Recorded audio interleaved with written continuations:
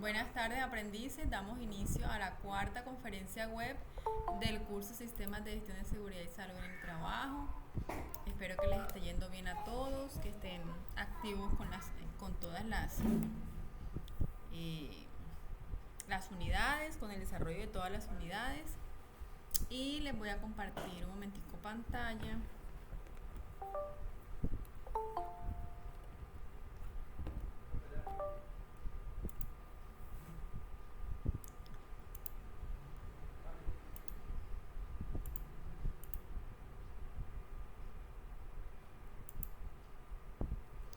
Y nos vamos a ir como siempre a territorio, contenido de curso, proyecto, y nos vamos a la unidad 4 y vamos a revisar el material de formación de esta unidad.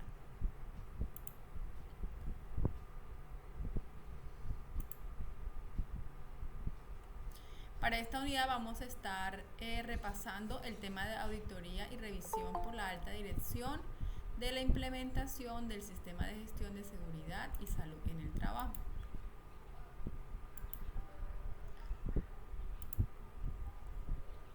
Como ya les he dicho en las conferencias anteriores, usted puede en cualquier momento de la grabación pues simplemente activar su micrófono y hacer su participación correspondiente, su pregunta o su aporte. No hay ningún problema. Ok. Entonces este es el material de la unidad número 4. Aquí encontramos que en esta fase de auditoría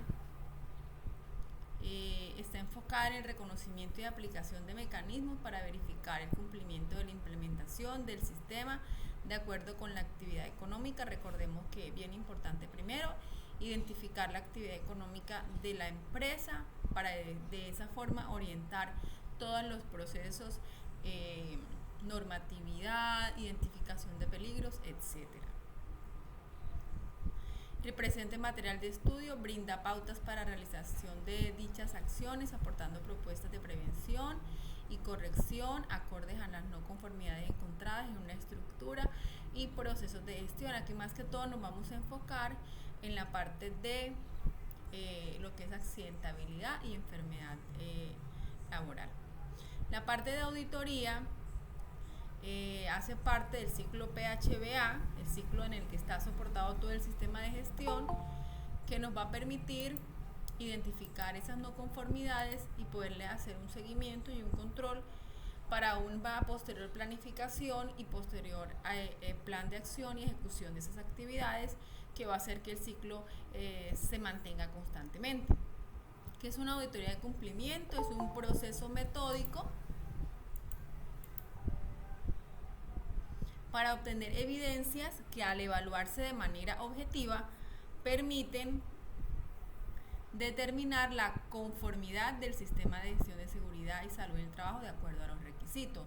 Los resultados de la auditoría deben proporcionar información objetiva de los logros alcanzados, así como de las dificultades encontradas, de manera que cada conclusión sea soportada en evidencias claras en materia de seguridad y salud en el trabajo. Acá vemos unos conceptos básicos que ya los hemos estado viendo en las unidades anteriores, sobre qué es auditoría, auditado, auditor, criterios de auditoría, hallazgos, una no conformidad, que también lo vamos a nos vamos a enfocar en la unidad número 5 de estos conceptos, pero lo que pues siempre busca el material es que ustedes se vayan socializando con anticipación a los conceptos que van a ver en las unidades posteriores. El alcance de la auditoría y las evidencias de cumplimiento. El empleador, que es la persona pues más interesada en que el sistema de gestión se cumpla, debe realizar una auditoría anual. Recordemos también que anualmente se debe actualizar el sistema de gestión. La cual será planificada con la participación del COPAS, Si la auditoría se realiza con personal interno de entidad, debe ser independiente de la actividad, área o proceso objeto de verificación. Es decir, que sí se permite que el auditor pertenezca a la empresa, solo que no puede pertenecer al área que se va a auditar. El programa de auditoría debe comprender, entre otros, la definición de la idoneidad de la persona que está auditada, es decir, una persona que sepa de auditoría, que tenga experiencia en auditoría, el alcance de la auditoría, la periodicidad, la metodología, la presentación de informes. De hecho, el material les entrega como unos pasos de cómo ustedes pueden presentar ese informe de auditoría. El proceso de auditoría deberá abarcar, entre otros, lo siguiente: el cumplimiento de las políticas, el resultado de los indicadores, todo lo que nos pide la resolución 1111. Todo lo que nos pide la resolución 0312, estoy desactualizada. Todo lo que nos pide la resolución 0312 es básicamente lo que nosotros vamos a verificar en esas auditorías. Entonces está la participación de los trabajadores, la responsabilidad y los mecanismos de comunicación, etcétera. Todo lo de la resolución 0312. Aquí está el ejemplo del procedimiento de auditoría de cumplimiento. Entonces, si usted va a realizar una auditoría a su empresa, se puede basar para poder hacer ese informe. Aquí le dice, le presenta el material de formación, un modelo de cómo realizar esa auditoría. Debe tener objetivo, alcance, definiciones, aspectos que se deben tener en cuenta al momento de verificar. Y si usted lo compara, pues se va a dar cuenta que está, como repito, basado en la resolución 0312. Muy bien, aquí está. Aquí está lo que debe tener el informe de auditoría, los nombres de los integrantes, el área auditada, la descripción de los hallazgos, etcétera, etcétera. Lo paso un poquitico porque nosotros en la unidad número 5, vamos a hacer una identificación de no conformidades. Entonces, la idea es hacer que ustedes, los que tengan acceso y puedan aplicar la 0312, hacer la auditoría a su sistema de gestión en sus empresas. Revisión por la alta dirección. Tiene como objetivo primordial inspeccionar la gestión que se ha realizado dentro de la organización para cumplir con el sistema de gestión de la seguridad y salud del trabajo. Entonces, un auditor realiza la inspección, la verificación de cumplimiento de todos los indicadores, de todos los ítems, y ese informe se pasa a la alta dirección lo revisa y a su vez la alta dirección debe emitir un informe final en donde se va a reunir COPAS, se va a reunir responsable del sistema de gestión de seguridad, o sea, el que lo ejecuta, ya sea coordinador de HSQ, coordinador CISO, el nombre que tenga, y la alta gerencia, y entonces ahí se va a acordar todo lo que es a replantear todos los aspectos que se encontraron tanto en la auditoría como en la revisión por parte de la alta gerencia o de la alta dirección, y la planeación que se va a hacer. Y como les he dicho siempre, pues se vuelve a abrir el ciclo PHBA. Entonces, la revisión de la alta dirección debe permitir inspeccionar estrategias implementadas, revisar el cumplimiento del plan anual de trabajo y del plan anual de capacitación, analizar la suficiencia de los recursos, pues porque ellos son los que hacen el aporte, entonces se le debe justificar y ellos deben darse cuenta porque a dónde se va y que el dinero que ellos están aportando anual o semestralmente, según se haya acordado, pues está siendo bien utilizado.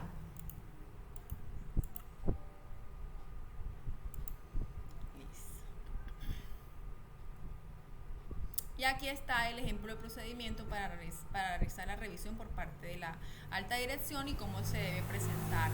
Un ejemplo de cómo se debe presentar ese informe, que también debe quedar soportado en caso de que se realice una auditoría externa, que generalmente se realizan cuando ocurren eventos de accidente de trabajo, enfermedad laboral. Entonces se hacen ese tipo de auditorías en las empresas. Entonces debe haber un soporte donde diga que la alta dirección realizó también su auditoría, también su revisión de esas auditorías que se realizaron. Y ahí está cómo se debe hacer. ¿Por qué va tan rápido, instructora? Porque me quiero enfocar un poquito en la parte de accidente de trabajo, enfermedad laboral, y algunas veces nos tomamos un poquitico de tiempo despejando muchas dudas que hay alrededor del tema. De hecho, hace unos días un aprendiz me escribió que se le había presentado un evento en la empresa en donde está trabajando y me preguntaba si eso era un accidente de trabajo. Entonces, ahorita vamos a analizar esa situación del compañero aprendiz. Entonces, espérenme un momentito.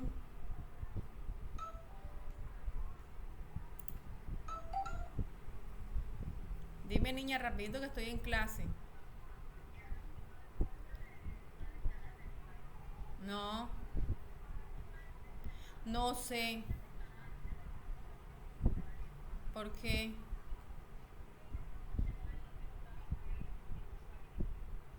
Averígame a mí, ¿cómo me averiguas? Ay, averígame, porfa.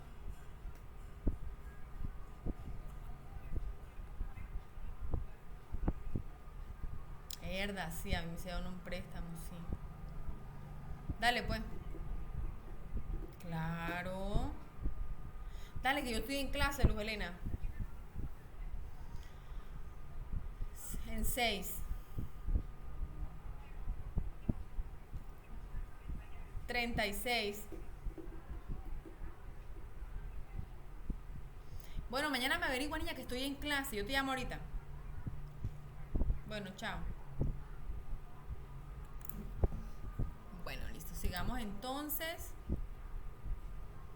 Acá los resultados de la revisión, los planes de acción que se deben pues elaborar una vez se haya evaluado estos resultados. Y aquí vamos a la parte de investigación de incidentes, accidentes de trabajo y enfermedad laboral, que es de pronto en donde nos vamos a concentrar un poquito.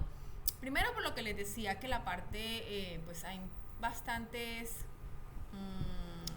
dudas, bastantes interrogantes acerca de esto y porque pues en base a esta información es que vamos a realizar la actividad de la unidad número 4.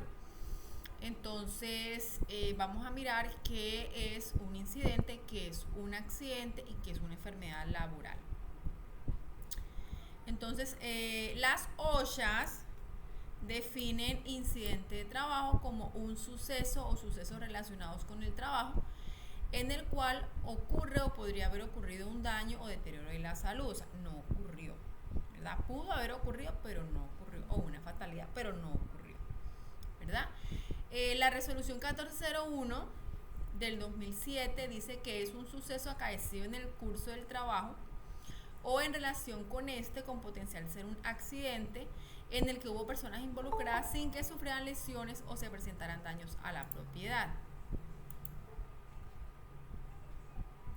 No, la persona que hace la auditoría tiene que ser una persona que, o por supuesto, que maneje el tema de auditoría de la parte de que tenga conocimientos de la parte de seguridad y salud en el trabajo, pero tiene que ser una persona que sepa de la parte de auditoría, que maneje la norma 45.000, que es la que va a auditar, pero no necesariamente tiene que ser una persona sino que una persona que tenga conocimiento y experiencia en auditoría y que maneje la norma.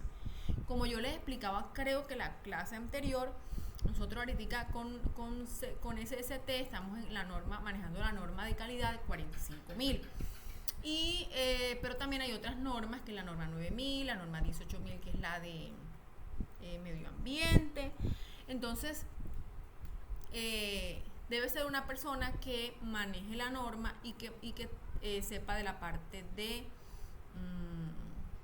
auditoría. Por eso puede ser una persona que trabaje en la empresa, pero que no haga parte del área que se va a auditar. Entonces, por eso se permite que sea así. De lo contrario, si no hay nadie que sepa, sí tiene que traerse una persona de afuera. Bueno, entonces sigamos. La ley 1562 del 2012 define accidente de trabajo en su artículo número 3 como todo suceso repentino que sobrevenga por causa con ocasión del trabajo y que produzca en el trabajador una lesión orgánica, una perturbación funcional o psiquiátrica, una invalidez o la muerte. Esta definición la encontramos también en el decreto ley 1295, el 94, y fue cambiada por la ley 1562 y se le añadió, perdón, en el año 2012 que se crea esta ley, que se vuelve norma, porque antes teníamos un decreto ley del 94, y se le añade la palabra psiquiátrica. Es el único cambio que le hacen cuando la modifican, y porque pues no se tenía en cuenta los daños emocionales que podía generarle a un trabajador que presenciara un evento catastrófico dentro del trabajo. Entonces, una persona que presencie un evento catastrófico también se le considera como accidente de trabajo, y también se le tiene que manejar, pues darse el manejo completo de incapacidad, de la parte del manejo asistencial completo, se le tiene que dar. Entonces, ¿cuándo es un accidente de trabajo? Cuando tiene una relación directa o indirecta con la actividad que está realizando, y cuando produce en el trabajador este tipo de lesiones. Si no lo produce, entonces es un incidente de trabajo. Los incidentes se tienen que reportar, por supuesto que los incidentes tienen que reportarse, porque y eso hay que dejárselos muy claro a los trabajadores, que cuando un trabajador reporta un incidente de trabajo, me está evitando un accidente. Entonces, debe haber en la empresa un formato de reporte de incidente, y yo debo llevar mis estadísticas de incidente, y debo tomar el control, las acciones de control pertinentes en caso de reporte, porque a un trabajador X me reportó un incidente, pero si yo no lo tomo en cuenta, mañana va a venir un trabajador a reportarme en esa misma situación, pero ya un accidente.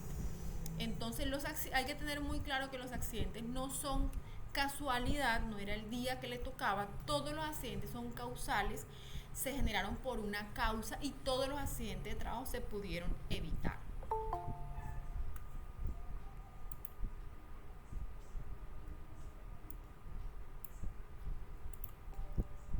Listo. Entonces, ¿qué más le digo acá? Entonces aquí es también accidente de trabajo aquel que se produce durante la ejecución de órdenes del empleador o contratante, durante la ejecución de una labor bajo su autoridad, aún fuera del lugar de horas de trabajo, si el jefe inmediato le dio una orden a ese trabajador, y ese trabajador va y lo hace y se accidenta, entonces sí se considera como un accidente de trabajo. Por eso es muy importante documentar y dejar muy en claro la orden que me están dando de una actividad que no pertenece a lo que está estipulado en mi contrato, pero que mi jefe inmediato me está dirigiendo. ¿Listo? ¿Por qué es importante que nosotros podamos identificar si es un accidente de trabajo o no es un accidente de trabajo? Cuando el accidente es un accidente común, quien cubre todas las prestaciones asistenciales es la entidad promotora de salud, la EPS. Es la que va a cubrir, es la que le va a pagar a la EPS por la atención en salud, y es la que va a pagar la incapacidad. Ella paga la incapacidad a partir del tercer día, la paga alrededor del 70%, es 69.8 si no estoy mal, y paga la incapacidad y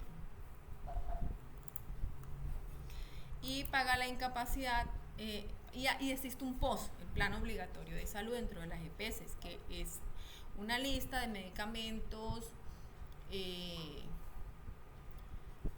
procedimientos y médicos a los cuales, especialistas a los cuales la persona tiene derecho. Es decir, lo que no esté en el POS se debe pagar particular.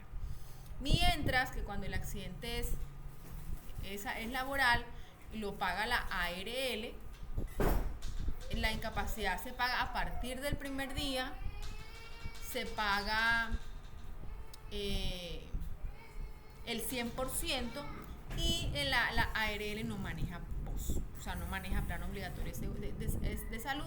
Es decir, que todo lo que se necesite lo tiene absolutamente cubierto el trabajador. Por eso es importante que aprendamos a identificar cuándo es un accidente de trabajo y cuándo no es un accidente de trabajo. ¿Quién determina Si es un accidente de trabajo, el médico, en primera instancia, lo determina el médico quien recibe al accidentado. Si el médico en su historial clínico coloca paciente que ingresa, se encontraba laborando, deben llamar y se le debe solicitar de manera inmediata a la ARL que asuma las prestaciones asistenciales, o sea que le diga a la IPS, yo voy a pagar por ese trabajador porque mientras hacemos la investigación. Una vez, o al revés, el médico no lo... Buenas tardes. ¿Sí? Profe, perdón, ¿a qué momento ahí se realiza el FURAC?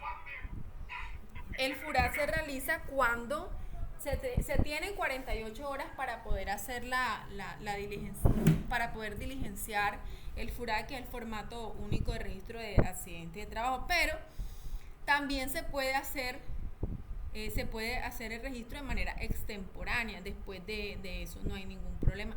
Lo importante es que quede documentado y que la ARL sepa que es la que debe pagar. Entonces, ¿quién define en primera instancia quién inicia pagando para no dejar desprotegido al trabajador? Médico, ¿quién recibe al accidentado? Entonces, digamos que dijo, bueno, va a empezar a pagar, esto es un accidente de trabajo, y llaman a la ARL. Y la ARL no se puede negar porque ya hay un registro y hay un dictamen en primera instancia por el médico quien recibió al accidentado, y ellos deben empezar a pagar. Si en el transcurso de eso, 2, 3 días, se tienen 15 días para hacer la investigación de la correspondiente del accidente, se determina que no es un accidente de trabajo, entonces sencillamente la ARL busca la EPS a la cual ese paciente pertenece y le dice, mira, yo debo con este paciente 1 semana, 2 semanas, 3 días, y me he gastado con él tanto dinero, y aquí está la investigación, donde el reporte donde dice que no fue un accidente de trabajo. Entonces la EPS, la ARL le pasa la cuenta de cobro de lo que se ha gastado hasta el momento con ese paciente, la EPS le cancela a la ARL, y a partir de ese momento la EPS empieza a asumir las prestaciones asistenciales de ese trabajador. Esto con el fin de que el trabajador no quede desprotegido y no se espera hasta la investigación de accidente de trabajo para poder atenderlo, que era de pronto la disputa que había antes de la ARL, que decía, yo no pago porque hasta que no investigue, y la EPS dice, no, pero ¿cómo voy a pagar yo si eso ocurrió en el trabajo?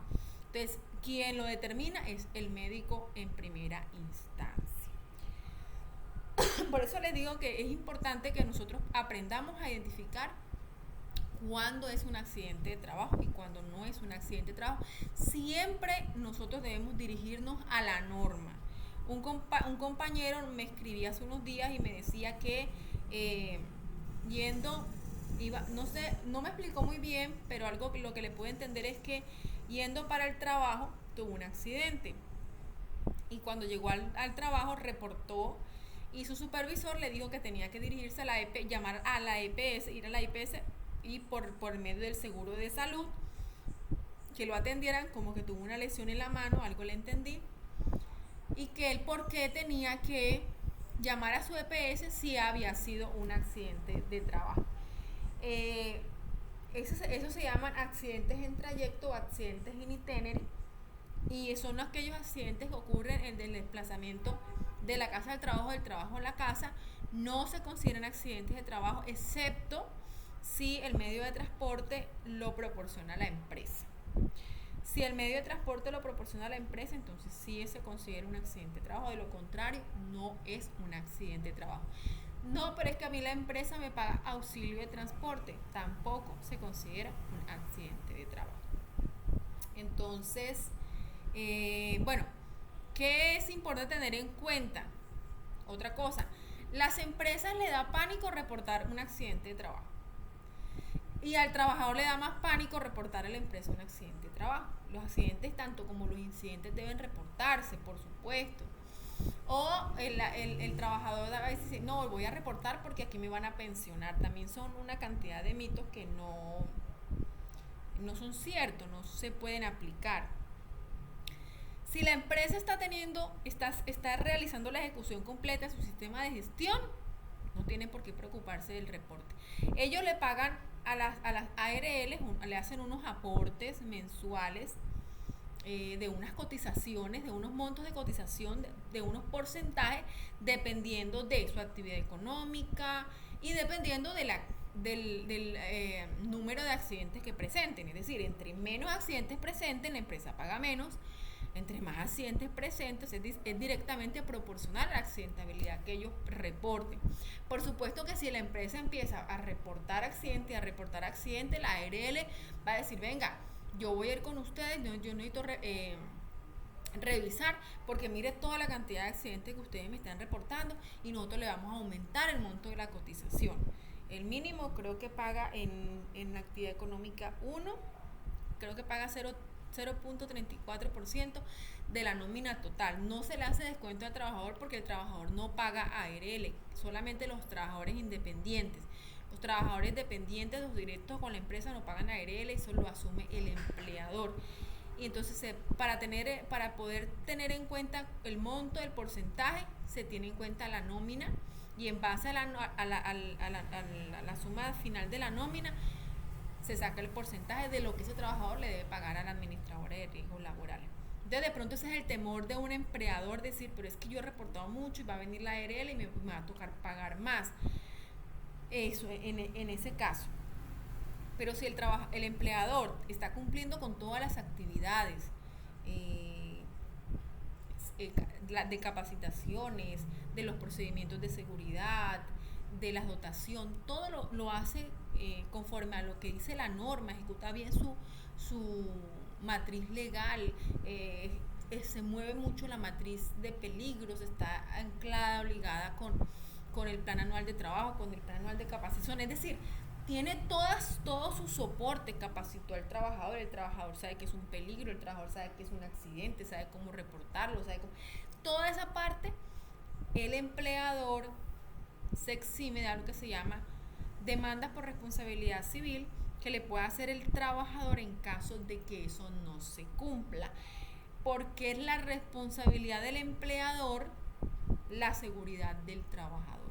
Entonces, el trabajador solamente lo tenían afiliado y le entregaban sus EPP, pero a mí nunca me dijeron cómo los tenía que usar, a mí nunca me explicaron que no me los podía quitar o que me los podía quitar. Ahora, ese es otro tema también, ¿verdad? Porque si leemos la norma, algunos es que eso no es un accidente de trabajo porque él se quitó el casco.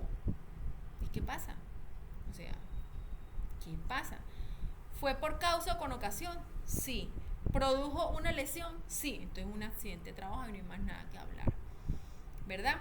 Entonces, si el trabajador solamente le entregaban sus elementos de protección y lo tenían afiliado, pero ahí en la empresa no había absolutamente ninguna actividad de ejecución del sistema de gestión de seguridad y salud en el trabajo, una vez a ARL le pague su incapacidad, le pague si hay que hacer cualquier tipo de indemnización con ese trabajador, posteriormente el trabajador tiene derecho a demandar al empleador por responsabilidad civil porque omitió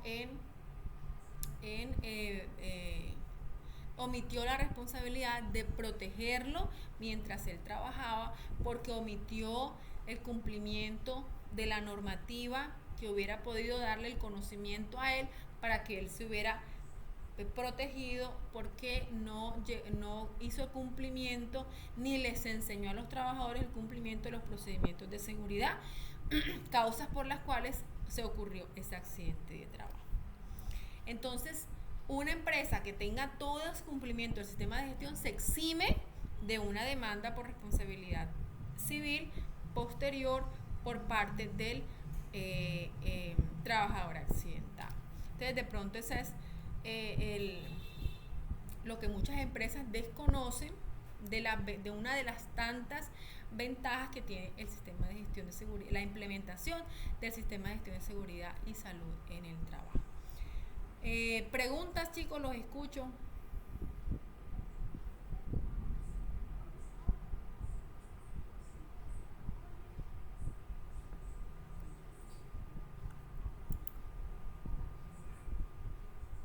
¿No hay preguntas?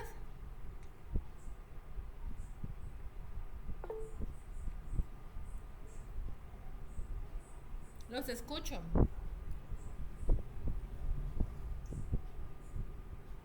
¿No hay preguntas referente al tema?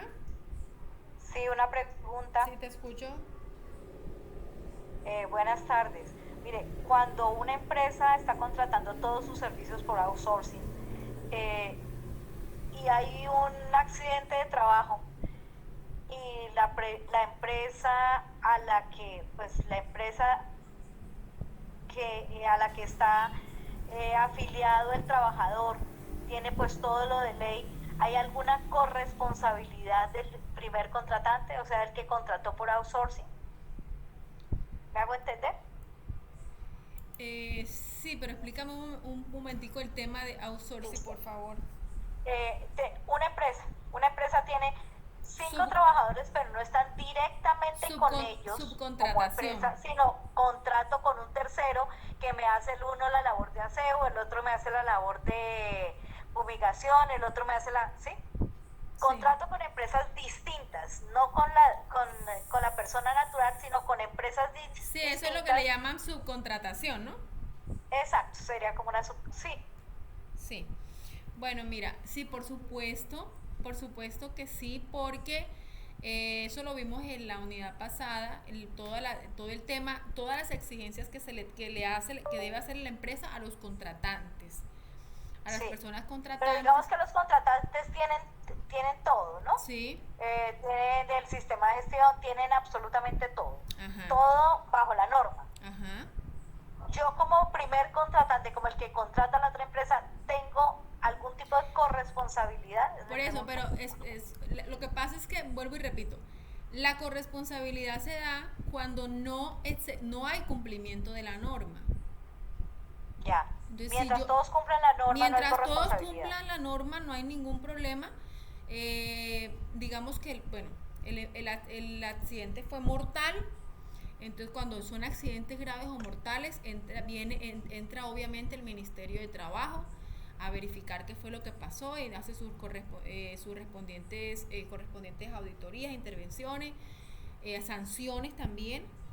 Y llega y dice, bueno, vengan, ustedes qué pasó aquí, muéstrenme todo, y ustedes empiezan, no, mira, aquí está, nosotros tenemos cumplimiento de toda la norma tal dice esto, la norma tal dice esto, dice esto, no, bueno, listo, ARL está cumpliendo, sí, ARL, bueno, hay que hacer la indemnización de ARL normal, todo lo que prestación asistencial, de, ¿cómo se llama?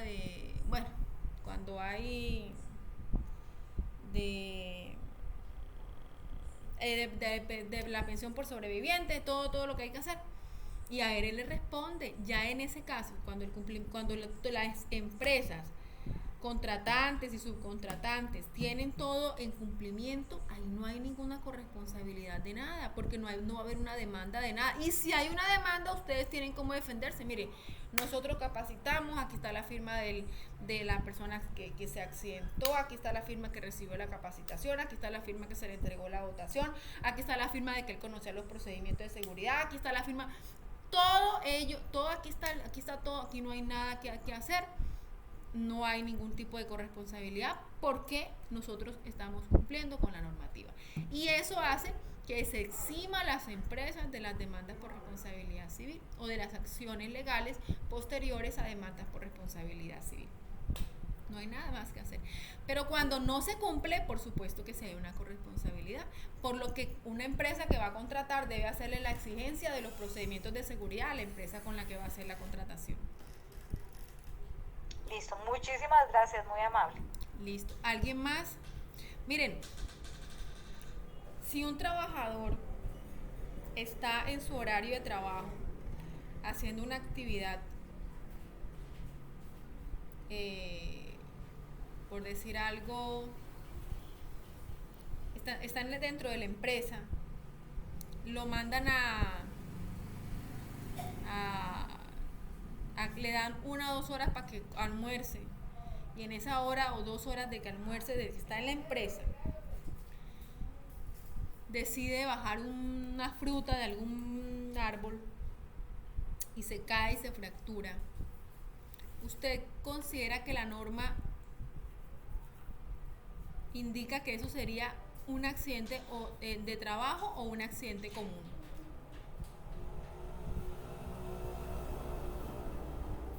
Un accidente común, y siempre hay una póliza cuando hay accidentes hacia terceros, responsabilidad hacia terceros, no recuerdo cómo se llama. Y en caso de que no haya la póliza, porque no todas las empresas tienen ese tipo de convenios, igual, ¿quién tiene que asumir la prestación de servicio? Si es una enfermedad, si es un accidente común. La ARL. No, si es un accidente No, común. no. Sería la EPS La que EPS corresponde, es... y al no tenerla le tocaría probablemente a la empresa porque está dentro de la empresa. No, y pero bueno, es que se accidentó ahí. para que un trabajador lo afilien a ARL no afilia a nadie si la persona no están afiliadas a salud. No NPS. afilia. O sea, lo primero que a ARL le dice, páseme las afiliaciones al régimen contributivo de sus trabajadores. Si no están afiliados al régimen contributivo, ARL no afilia. Entonces, en este caso, quien asume, porque aunque estaba dentro de la empresa, no fue ni por causa ni con ocasión del trabajo, entonces eso no fue un accidente de trabajo, por lo tanto fue un accidente común y deben darle todas las prestaciones asistenciales, pero a quien deben llamar es a la EPS porque es un accidente común. Pero si el trabajador está realizando su actividad y le cayó algún proyectil, algo se cortó o algo, está haciendo, ya es por causa del trabajo, entonces tienen que llamar a la ARL. En caso de que no estén afiliados a ARL, que puede pasar, ¿cierto?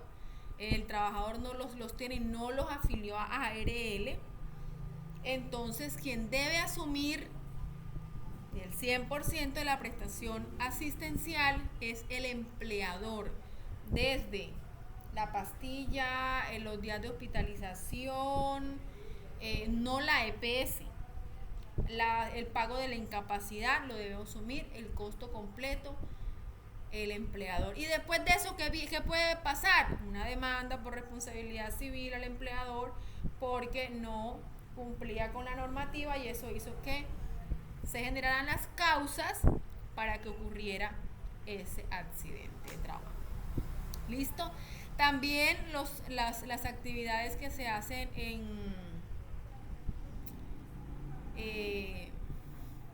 cuando se hacen los eventos recreativos.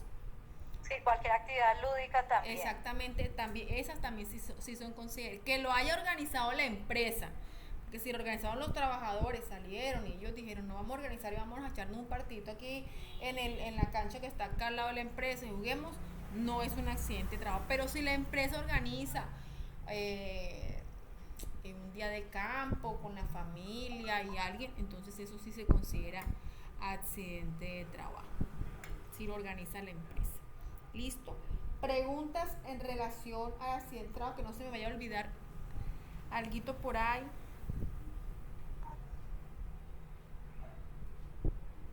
Nada, no hay más preguntas. Todo claro, quedó claro la parte de accidente de trabajo.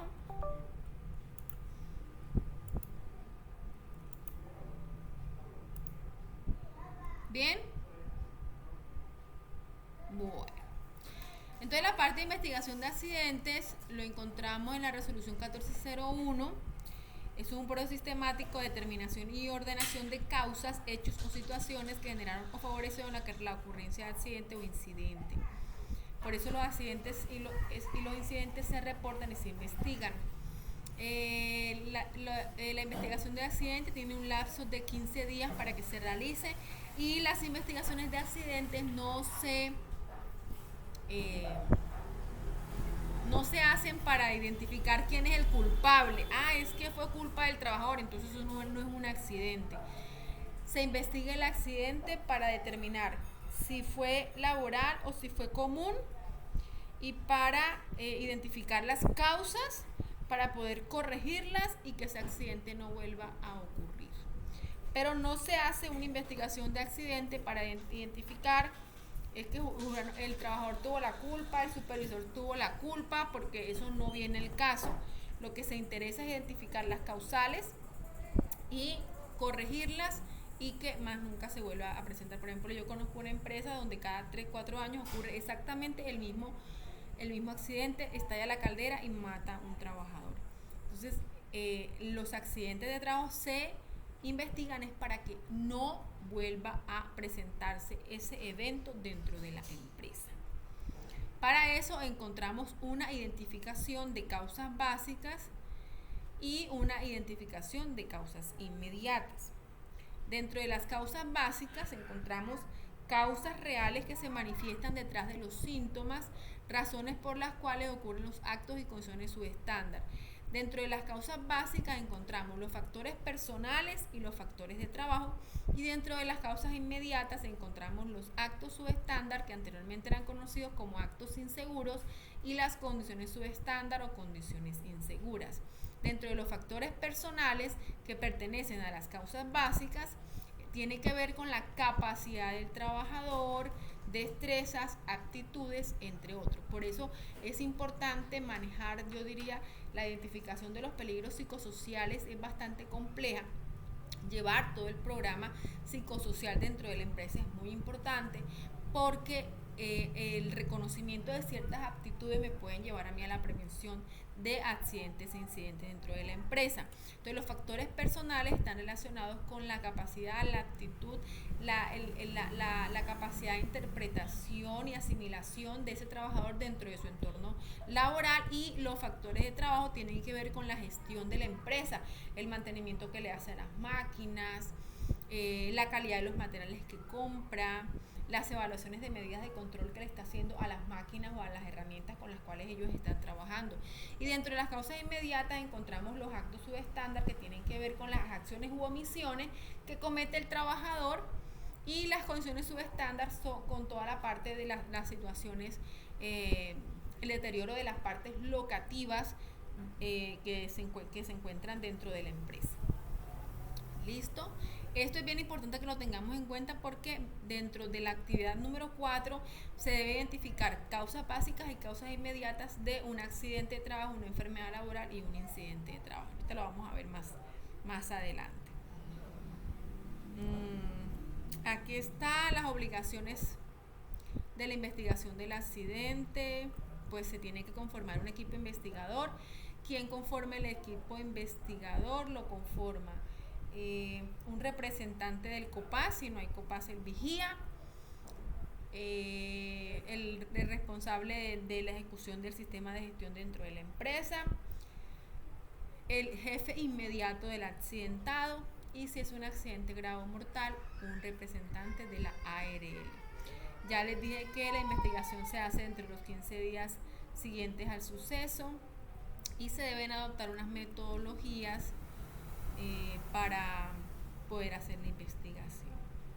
Las obligaciones de las ARL: proporcionar asesoría a sus afiliados, desarrollar e implementar una metodología para la investigación, remitir para la aprobación de la Dirección General de Riesgos Laborales del Ministerio de Trabajo los formatos de investigación cuando son accidentes graves y mortales. Aquí están los procedimientos de investigación de incidentes de trabajo, el reporte, cómo se debe hacer el reporte de los eventos.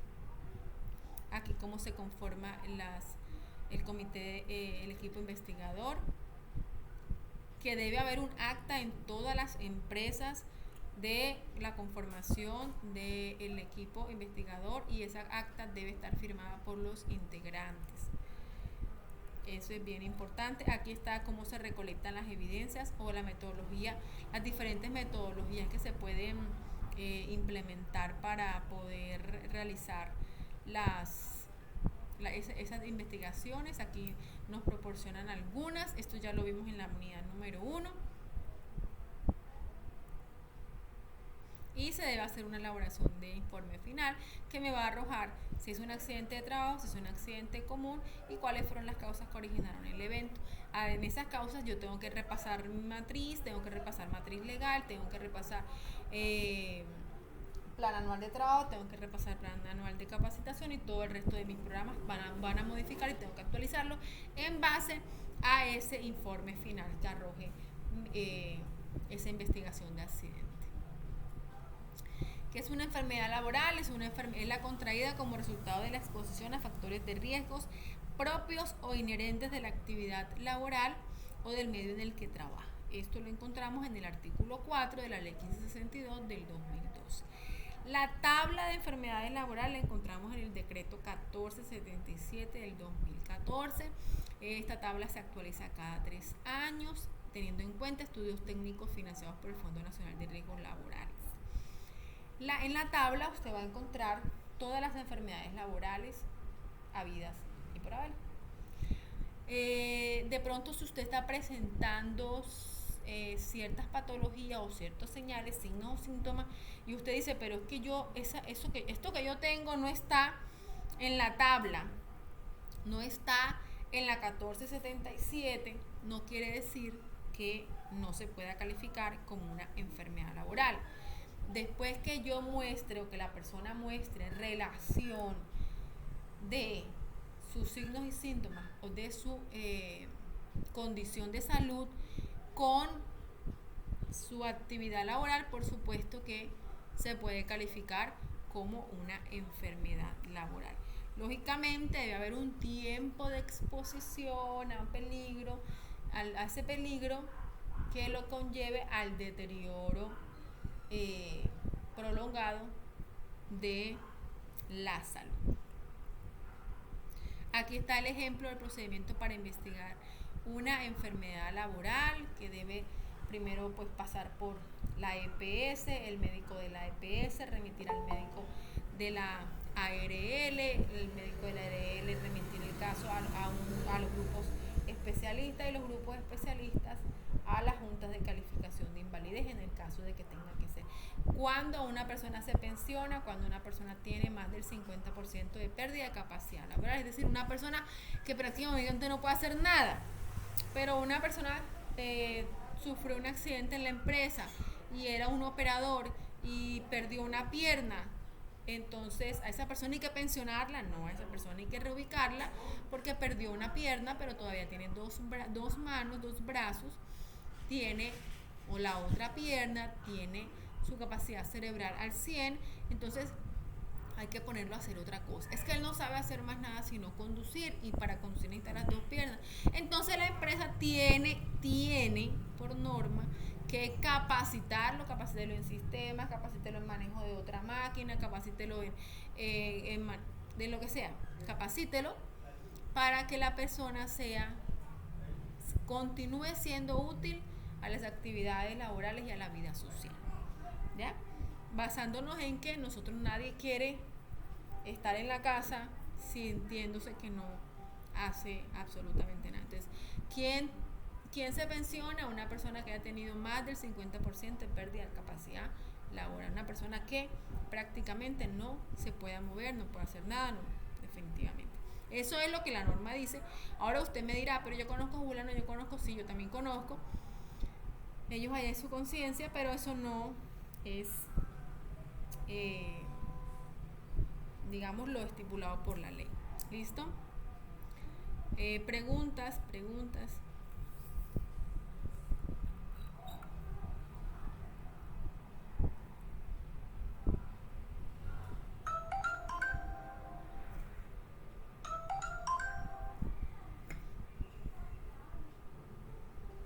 ¿No hay preguntas?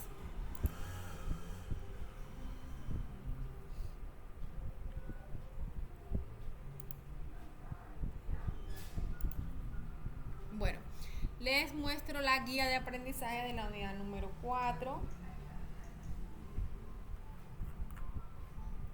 Ya la conocen, preguntas que no hay que responder, hay que leer la introducción, y acá encontramos cuáles son las actividades que debemos realizar para esta unidad. La primera es una actividad interactiva. Y nos vamos aquí a la parte de evidencias, en la carpeta de actividad 4, evidencias. Y aquí vamos a encontrar la prueba de conocimiento, ¿verdad? Después la guía nos dice que hay que hacer esta es la actividad interactiva, que es esta. Actividad interactiva la hacemos aquí, donde dice ver score. Después nos dice que debemos hacer una prueba de conocimiento, un cuestionario. Entonces aquí está el cuestionario. Aquí le damos acá donde dice ver evaluación y realizamos la evaluación. Y luego nos dice que la evidencia de producto, que es, yo diría, la más importante, porque un aprendiz me preguntó que si era hacia todas las evaluaciones y todas las actividades interactivas que se aprobaba el curso. Lo más importante son las actividades de producto, son las que tienen mayor puntaje. El curso se aprueba con el 100%, pero como a veces tenemos problemas con los scores y con las evaluaciones, pues, pero las actividades de producto sí son fundamentales, sin esas no se puede aprobar.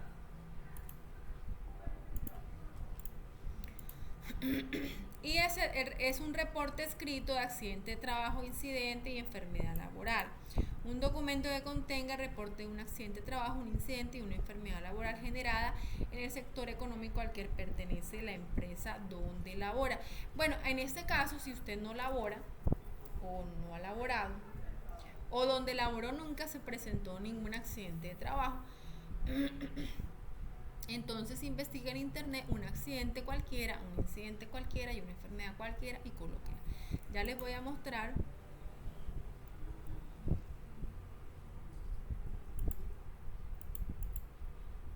Aquí está para descargar el documento.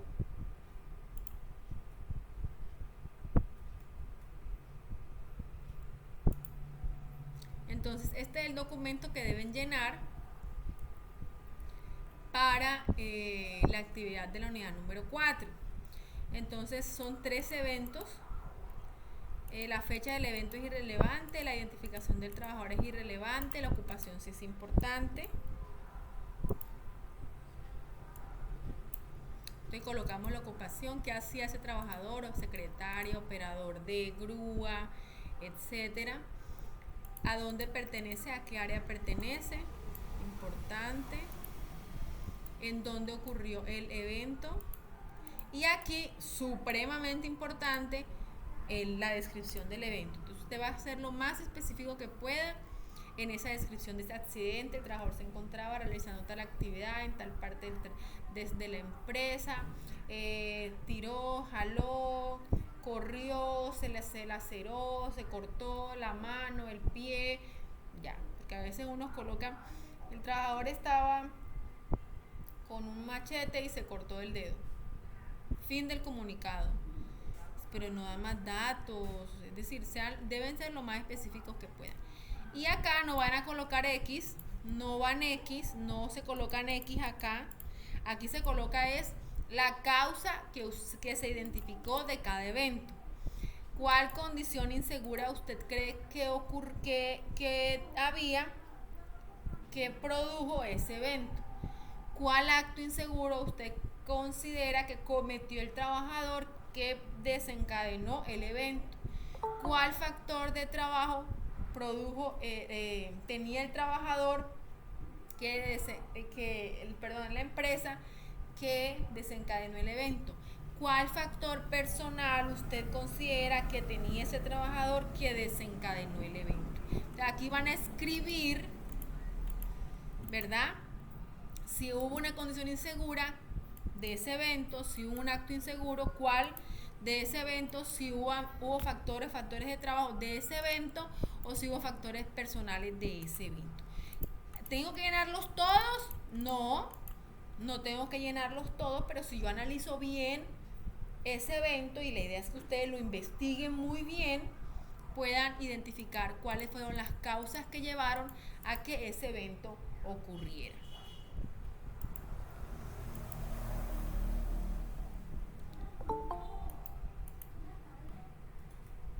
Preguntas. Déjame salir de aquí.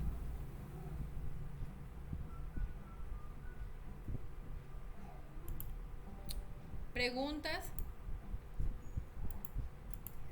Algunos me colocan como la actividad de matriz de jerarquización colocan X para identificar el método, para jerarquizar el método de control. En esta también algunos me han colocado X. Entonces la idea es que se describa la condición subestándar, el acto subestándar, el factor de trabajo, el factor personal. Como mínimo debe haber uno por evento, pero lo ideal es que pues se haga bien la investigación. Por eso me gusta que sean bastante específicos en la descripción del evento para identificar si el aprendiz realmente hizo la investigación o el análisis completo y profundo de la ocurrencia de ese evento. ¿Preguntas, aprendices?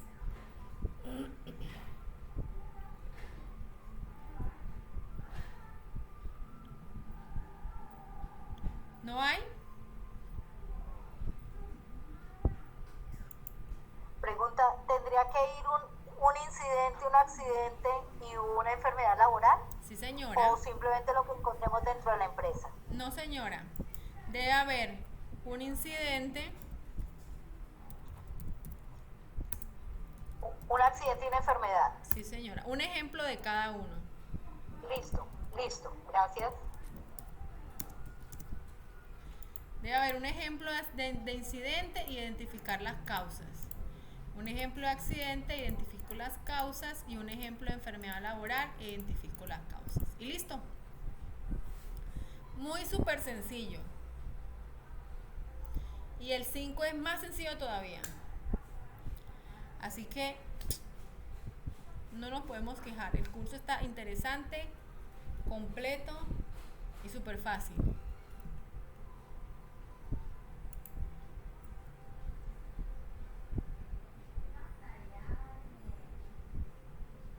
Claro, Sandra, están todas las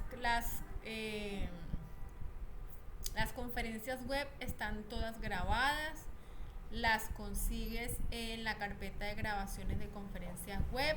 También se les envié los links al WhatsApp para que las vieran. Si me recuerdan más tardecito, bueno, más tardecito no, porque ya se acabó la jornada laboral. Mañana en horario laboral me escriben nuevamente y yo les envío nuevamente los links, pero están en territorio, están en los anuncios, yo se las envío a sus correos electrónicos y también la encuentran en contenido de curso, proyectos, grabación de conferencia web, y ahí están todos los links para que las revisen. Muchísimas gracias. Listo. ¿Alguna otra pregunta?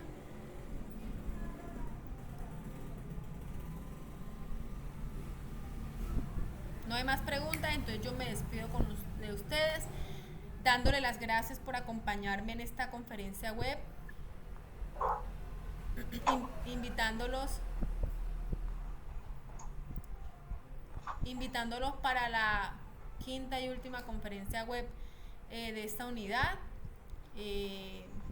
invitándolos para que pues realicen todas las actividades y recuerden que yo estoy con ustedes ahí conectados en el grupo de WhatsApp.